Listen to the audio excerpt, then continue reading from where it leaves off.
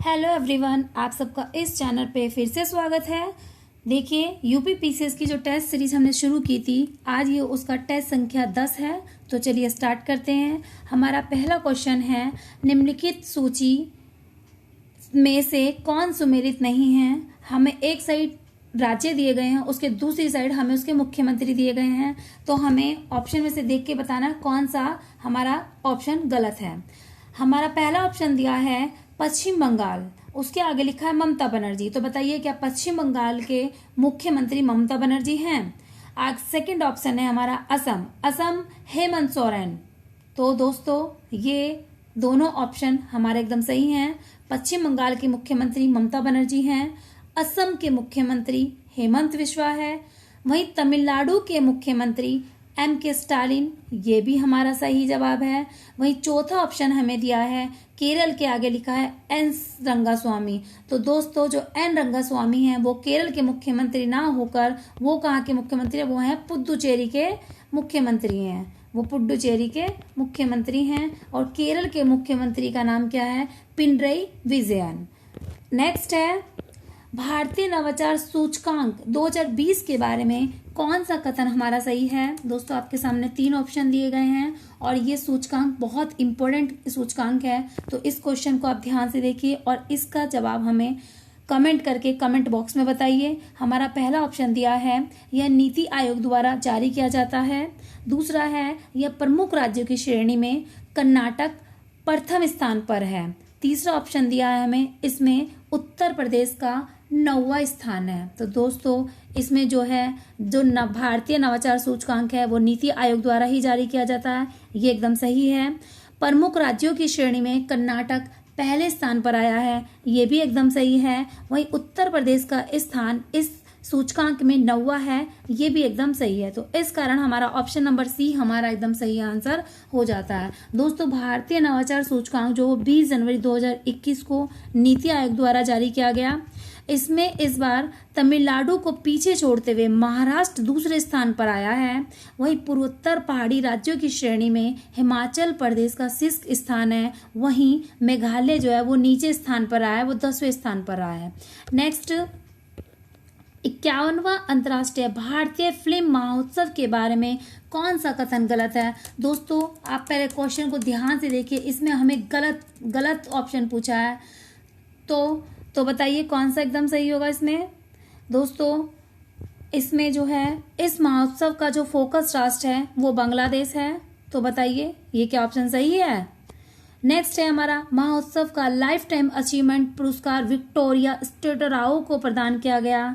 और तीसरा जो ऑप्शन हमें दिया है, प्रथम भारतीय व्यक्तित्व पुरस्कार विश्वजीत चटर्जी को प्रदान किया गया। दोस्तों, ये तो तीनों के तीनों आंसर सही हैं। तो यहाँ पे आप गलती से गलत लिखा गया है, यहाँ पे लिख लीजिए, सोच लीजिए आप कौन सा कथन हमारा सत्य है। तो तीनों के तीनों कथन हमारे ये सत्य हैं और इसका ऑप्शन फिर हमारा सी ऑप्शन एकदम सही होगा। और तीनों स्टेटमेंट हमारे मोस्ट इंपोर्टेंट है। जो इस बार अंतर्राष्ट्रीय फिल्म महोत्सव का जो फोकस राष्ट्र है वो बांग्लादेश रहा है। इसमें लाइफ टाइम अचीवमेंट पुरस्कार विक्टोरिया स्टोरारो को प्रदान किया गया है। वहीं प्रथम बार भारतीय व्यक्तित्व पुरस्कार प्रदान किया गया है, वो किसको प्रदान किया गया है? वो विश्वजीत चटर्जी को ही प्रदान किया गया है। दोस्तों, इसी में गोल्डन पीकॉक अवार्ड हमारा जो है वो किसको प्रदान किया गया है? गोल्डन पीकॉक अवार्ड इसी में अंतर्राष्ट्रीय भारतीय फिल्म महोत्सव में ही प्रदान किया जाता है। तो दोस्तों, वो हमारा गोल्डन पीकॉक पुरस्कार इनटू द डार्कनेस को प्रदान किया गया। इसमें हमें 40 लाख रुपए की राशि प्रदान की जाती है। नेक्स्ट, निम्नलिखित कथनों पर विचार कर उसमें सही उत्तर दें। तो पहला ऑप्शन है हमारा, क्षेत्रफल और आयतन के आधार पर विश्व की सबसे बड़ी झील कैस्पियन सागर है। बताइए क्या ये सही है? तो दोस्तों, ये एकदम सही ऑप्शन है। नेक्स्ट है हमारा, विश्व की सर्वाधिक गहरी झील बेकाल है। ये भी हमारा ऑप्शन एकदम सही है। तीसरा ऑप्शन है हमारा, मीठे पानी की सबसे गहरी बड़ी झील है सुपीरियर झील। तो दोस्तों तीनों ऑप्शन इसके सही आंसर होने पर हमारा ऑप्शन नंबर डी इसका सही जवाब होता है। दोस्तों जो बेकार लेक है वो हमारी रूस में स्थित है, वहीं कैस्पियन सागर जो है वो एशिया महाद्वीप में स्थित है, और सुपीरियर झील जो है वो नॉर्थ अमेरिका में स्थित है। नेक्स्ट है हॉर्न ऑफ अफ्रीका में किसे सम्मिलित किया जाता है। हमारे सामने 5 कंट्री दिए गए हैं, बताइए इसमें से कौन से मतलब हॉर्न ऑफ अफ्रीका में सम्मिलित हैं या कौन सा नहीं है। पहला है हमारा इथियोपिया है, इरिट्रिया है, जिबूती है, सोमालिया है और केनिया है। तो दोस्तों इसमें जो हमारा केनिया है वो हॉर्न ऑफ अफ्रीका में शामिल नहीं होता है, तो इस कारण हमारा इसका ऑप्शन नंबर सी सही जवाब जाता है। यानी कि हॉर्न ऑफ अफ्रीका में इथियोपिया है, इरिट्रिया है, जिबूती है और सोमालिया है। दोस्तों जो ये हॉर्न ऑफ अफ्रीका है इसे अफ्रीका का सींग भी कहा जाता है, और इसके साथ साथ ये पूर्वी अफ्रीका का एक प्रायद्वीपीय है जो अरब सागर में सैकड़ों किलोमीटर तक फैला है। यह और अदन की खाड़ी के दक्षिणी किनारे पर यह स्थित है। मानचित्र में इसका एक स्वरूप एक सींग के समान दिखता है, इसलिए इसका नाम हॉर्न ऑफ अफ्रीका कहा जाता है, और ये अफ्रीका महाद्वीप का सबसे पूर्वी विस्तार है।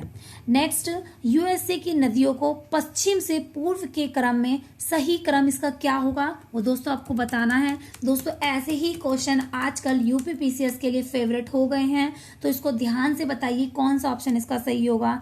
दोस्तों जो हमारी सबसे पश्चिम में पड़ती है वो कौन सी नदी पड़ती है, तो वो पड़ती है हमारी दोस्तों पहला ऑप्शन है हमारा कोलंबिया, हमारी सबसे पश्चिम में पड़ती है। उसके बाद हमारी मिसौरी आती है, उसके बाद हमारी मिसिसिपी आती है, और नेक्स्ट आती है हमारी हडसन रिवर। दोस्तों जो कोलंबिया नदी है वो रॉकी पर्वत से निकलने के बाद हमारी कोलंबिया पठार से होते हुए प्रशांत महासागर में गिरती है। वही मिसिसिपी नदी जो है वो सुपीरियर उच्च भूमि से निकलने के बाद मैक्सिको की खाड़ी में गिरती है। वही हडसन नदी ऑपरेशन पर्वत से ये ऑपरेशन लिखा है, ऑपरेशन नहीं है यहाँ पे, अल्पेशियन आएगा, अल्पेशियन निकलने के बाद ये न्यूयॉर्क सिटी से होते हुए अटलांटिक महासागर में गिरती है। वहीं जो हमारी मिसौरी रिवर है वो मिसिसिपी की एक सहायक नदी है। नेक्स्ट है कौन सुमेलित है। आपके सामने 4 ऑप्शन दिए गए हैं और आपको देख के बताना है इसका कौन सा आंसर सही है। दोस्तों देखिए आपके पास मैं आपको 4 सेकंड देती हूँ, तो बताइए कौन सा इसका आंसर सही होगा। दोस्तों इसका जो ऑप्शन है पहला दिया है मैं गलापागोस द्वीप, ये हमारा किस्टोरिको में पड़ता है, तो ये एकदम सही है। फॉकलैंड द्वीप जो है वो चिली में पड़ता है, ये भी एकदम सही है। वहाँ जुआन फ्रांडिस द्वीप जो इक्वाडोर में पड़ता है, ये भी सही है। वहाँ कॉकस द्वीप जो है हमारा वो ग्रेट ब्रिटेन में पड़ता है, ये भी एकदम सही है। तो इस कारण हमारा ऑप्शन नंबर डी इसका हमारा सही जवाब हो जाता है। दोस्तों जो गलापागोस द्वीप है ना वो कोस्टारिका पर इस पर एकाधिकार है। फॉकलैंड द्वीप पर चिली का एकाधिकार है, वही जुआन फ्रांडिस द्वीप पर इक्वाडोर का अधिकार है, और कोकस द्वीप पर ग्रेट ब्रिटेन का अधिकार है। नेक्स्ट, निम्नलिखित कथनों में से सही कथन कौन सा है।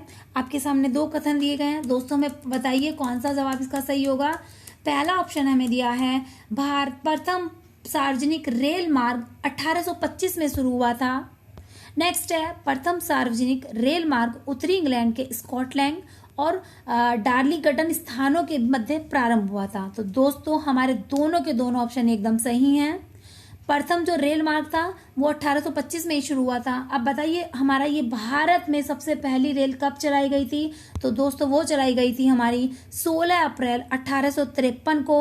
वो बोरी बंदर से थाने के बीच में चलाई गई थी। कहाँ से कहाँ तक बीच, बोरी बंदर से थाने के बीच में। नेक्स्ट है सोवियत रूस और फिनलैंड के बीच सीमा कौन सी सीमा रेखा है, बताइए। दोस्तों इसका सही जवाब होगा हमारा ऑप्शन नंबर ए, क्या है, मैन रहीम। कौन सी है? सोवियत, रूस और फिनलैंड के बीच में मेन रहीन रेखा है दोस्तों। वहीं हमारी जो 17वीं समांतर रेखा है वो हमारी उत्तरी और दक्षिणी वियतनाम के बीच में है। और वहीं हमारी 24वीं जो समांतर रेखा है वो भारत और पाकिस्तान के बीच में जो कच्छ, गुजरात वाला एरिया पड़ता है ना कच्छ, वहां पे हमारी 24वीं समांतर रेखा है। वही हिंडनबर्ग रेखा जो है जर्मनी और पोलैंड के बीच में सीमा रेखा बनाती है। नेक्स्ट, विश्व की रोटी की टोकरी से किसे संबोधित किया जाता है? बताइए इसमें से कौन सा जवाब हमारा सही होगा? दोस्तों इसका सही ऑप्शन होगा ऑप्शन नंबर, बताइए कौन सा जवाब इसका सही होगा? Option number B.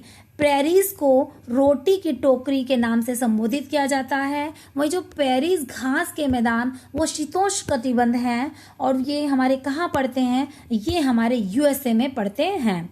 नेक्स्ट, निम्नलिखित में से कौन सुमेलित नहीं है? देखकर बताइए, 4 ऑप्शन हमें दिए गए हैं, इसमें से कौन सा जवाब हमारा सही सुमेलित नहीं है दोस्तों?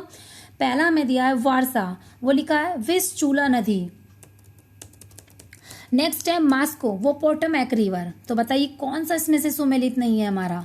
आगे दिया है हमारा ब्यूनस आयर, ललाप्टा रिवर। और नेक्स्ट दिया है मॉन्ट्रियल, सेंट लॉरेंस। तो दोस्तों इसका जो हमारा ऑप्शन नंबर बी सही जवाब होगा, यानी कि जो वो हमारा मोस्का है ना, मोस्का वो रूस की मोस्कवा रिवर पर ही स्थित है, ना कि वो पोटोमैक रिवर पर स्थित है। और बाकी जो वारसा है वो विस्चुला नदी पर है, ब्यूनस आयर है वो ललाप्टा नदी पर है और मॉन्ट्रियल है वो सेंट लॉरेंस नदी पर है। नेक्स्ट है, निम्नलिखित में से कौन सुमेलित नहीं है? हम वर्तमान नाम दिए गए हैं कंट्री के और हमारे पुराने नाम दिए गए हैं। तो बताइए जापान का पुराना नाम क्या था? जापान का पुराना नाम दिया गया निप्पन, तो ये एकदम सही है। ताइवान का पुराना नाम दिया गया है फार्मोसा, ये भी एकदम सही है। वही मलावी का पुराना नाम दिया गया है न्यासालैंड, ये भी एकदम सही है। वही कोस्टा रिका का पुराना नाम दिया गया है गोल्डन कोस्ट। दोस्तों ये इसका सही जवाब नहीं है। कोस्टा रिका जो है वो मध्य अमेरिका के कैरेबियन क्षेत्र में स्थित एक देश है। 20वीं शताब्दी के मध्यकाल में एक 44 दिन के भयंकर गृह युद्ध के सन 1949 में इस देश ने अपनी सेना को समाप्त कर दिया था और विश्व में उन बहुत कम देशों में शामिल हो गया है जिनकी अपनी कोई निजी सेना नहीं है। नेक्स्ट है, शेरशाह ने असरफी रुपया दाम नामक नए सिक्के चलवाए, वो आपको बताना कि वो किस धातु के बने थे। दोस्तों बताइए इसका सही जवाब क्या होगा? इसका सही जवाब होगा हमारा ऑप्शन नंबर ए, सोना। जो हमारी असरफी थी वो सोने की बनी होती है, रुपया हमारा चांदी का बना होता था, वही दाम हमारा तांबे का बना होता था। तो दोस्तों जो शेरशाह सूरी था उसने ही भारत में सूरवंश की स्थापना की थी। इसे बाहर खां लोहानी ने शेरशाह की उपाधि प्रदान की थी। 1540 में बिलग्राम के युद्ध में शेरशाह ने मुगल साम्राज्य को अपने अधिकार में कर लिया था।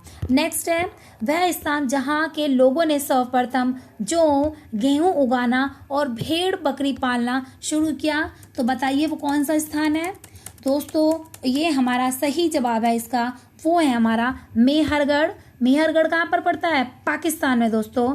वहीं पे सर्वप्रथम लोगों ने गेहूं, जौ और भेड़ बकरी पालना शुरू किया।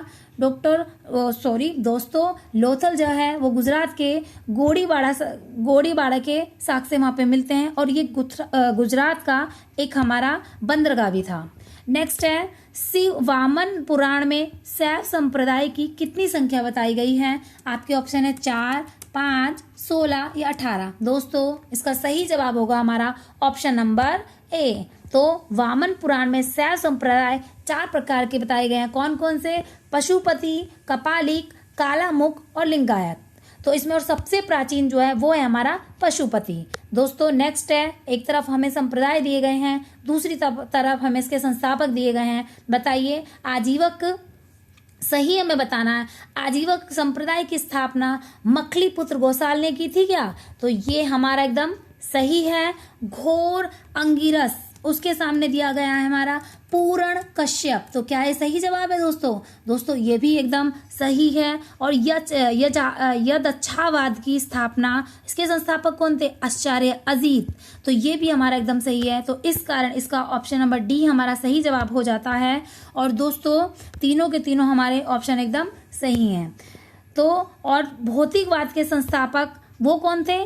पाकुत्कचायन व अनिश्चयवाद संप्रदाय के संस्थापक कौन थे? संजय विठली पुत्र। दोस्तों आपको मैंने 5 चीजें याद कराई हैं, ये पांचों की पांचों इंपोर्टेंट है। आजीवक्य कौन थे? मखलीपुत्र गोसाल। घोर अक्रियवादी के थे पूर्ण कश्यप। यक्षादवाद के हैं आचार्य अजीत। वहीं हमारे भौतिकवाद के कौन हैं? पाकुत्कचायन। और अनिश्चयवाद के संस्थापक कौन थे? संजय विठल पुत्र। दोस्तों नेक्स्ट मगध साम्राज्य के बारे में बताना है, कौन सा कथन हमारा सही दिया गया है और कौन सा कथन हमारा गलत दिया गया है। पहला ऑप्शन है हमारा, मगध के सबसे प्राचीन वंश का संस्थापक कौन था? भद्रथ। तो क्या ये सही ऑप्शन है? दोस्तों ये एकदम सही ऑप्शन है। हर्यक वंश के संस्थापक बिंबिसार मगध की गद्दी पर 544 ईसा पूर्व में बैठा था। तो ये भी हमारा एकदम सही जवाब है। दोस्तों दोनों के दो ऑप्शन सही है। वही जो बिंबिसार है वो हमारा हर्यक वंश का प्रथम शक्तिशाली शासक था। इसे मगध साम्राज्य की सत्ता का वास्तविक संस्थापक माना जाता है और जैन साहित्य में इसका अन्य नाम शैणिक मिलता है। नेक्स्ट, राज्य विधानसभा में कोई भी धन विधेयक पुनः स्थापित नहीं किया जा सकता, किसके अनुमति के बिना?